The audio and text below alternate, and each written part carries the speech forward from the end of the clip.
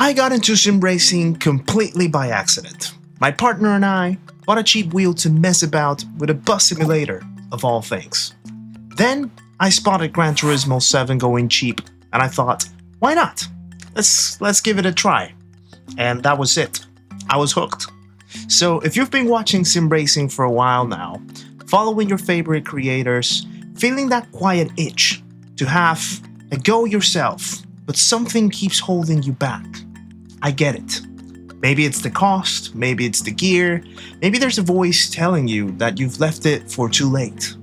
And I know that feeling because I had it too. So here's one thing that I want you to take from today. Anyone can find their way into sim racing. It doesn't really matter what you're starting on or what age you are.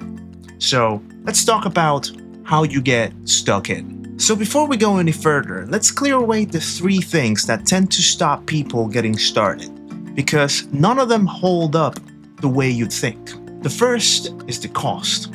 You've probably seen the full setups, the expensive wheels, the proper pedals, the rigs that look like they belong in a showroom, and assume that that's the price of entry. But it isn't.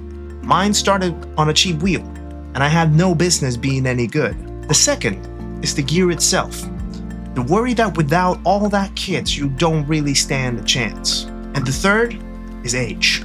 That feeling that you've left it too late. But here's the truth. Anyone can find their way in, whatever you're starting on, whatever your age you are. The setup you begin with doesn't put a ceiling on how far you can take this. What matters is that you start, and that you enjoy the process while you carve your own path. We'll get to what to pick in a moment, but that's the bit to hold on to first. Honestly, this is the question I get asked more than almost anything. What do you pick? What do you start with? Start with the game, and how you pay for it. A lot of the sims, Gran Turismo 7 included, are one-off purchase. A few run on a subscription instead, iRacing being the obvious one. Neither is better, it's just worth knowing which one you're in for. But once you're in, you're not thrown to the wolves. There's usually a guided single-player path that teaches you as you go. In GT7, that's the cafe menus and the menu books, walking you through it one step at a time, with license tests alongside to drill the basics, and even circuit experiences to learn the tracks. Then, when you're ready, online opens up. Sport mode unlocks once you've cleared the first 9 menu books.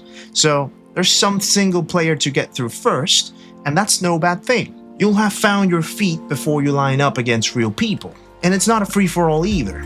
There are rules, like the driver rating, the sportsmanship rating, that quietly reward clean racing sometimes. It can feel like a lot when you first step online, and that's normal. So the shape of it is simple. Just pick a game, and then let the guided path bring you up to speed before you step online. And here's the bit nobody tells you. You don't need to buy anything to start. And by not buying anything, I mean the essentials. If you've got a PlayStation, Gran Turismo 7 plays perfectly well on the standard controller. No wheel, no pedals, no rig. The bigger PC sims really come alive with a wheel, but that's something you grow into later, not the price of getting started. GT7 on a controller is the simplest way in, so you could start tonight on whatever you already got at home. What to actually buy when you do want to step up? The wheels, the pedals, the cost of it all? That's a whole video on its own, and it's coming in the future. So that's the game, and the path through it. But whatever you start on, there's one habit that carries you further than any setup ever will. Putting the hours in. Just put the hours in. Not as some grind you have to suffer through, but because the hours are the good bit. You learn the car, you learn the track, and that only comes from time on it. The hours aren't the price you pay to get fast, they're the point. That's where the hobby lives, the quiet repetition and the corner that finally clicks. Now, some people will pick it up quicker, and a few seem to arrive with it. A couple of them will just be better at it than the rest of us, and fair enough, that's true of anything. It doesn't change the rule for any of us though, so don't measure yourself against their pace. Put your hours in, enjoy the process, and carve your own path. Now, quick one before we carry on. If this is landing for you, a like helps reach it to other people in the same spot, working out where to begin. Subscribe and you'll catch the buyer's guide whenever it goes up. Right, back to it. So that's how I started. Not with this, but that was my first setup. Like I said, I didn't exactly plan any of this. A cheap wheel, no idea what I was doing, no real plan for what came next. And honestly, most of the gap between that and where I am now isn't talent, it's hours. Some people start with more natural ability, sure, but the hours are the part anyone can put in. This is what they actually look like. Menu books, one after another, license tests I kept retrying until I finally got there, quiet laps on my own, learning where the car wanted to go, and then the part I wasn't ready for, racing actual people. I don't have my first nervous races on tape, but I can tell you the feeling. Lining up against real drivers with no idea what I was doing, completely out of my depth. Those early online races rattled me more than anything in single player ever did. That's the path. Mine looks like this. Yours will look like something else. So if that's the path, let me be straight with you about what yours is going to feel like. Because I'd rather you walk in prepared than caught out. Online can feel like a lot at first. To be fair, it generally takes a while to learn how to race properly, to read other drivers, to get real value out of whatever you're sitting behind. That part doesn't arrive overnight. And like I said, there's no shortcut around it. And the nerves? You're gonna feel them. The first time you're racing actual people, you'll feel out of your depth. And your brain will tell you everyone else knows something you don't. I felt exactly that. And those nerves don't vanish overnight, but they change. They stop being about whether you belong and start being the buzz you get before something you genuinely care about. It's not a sign you don't belong.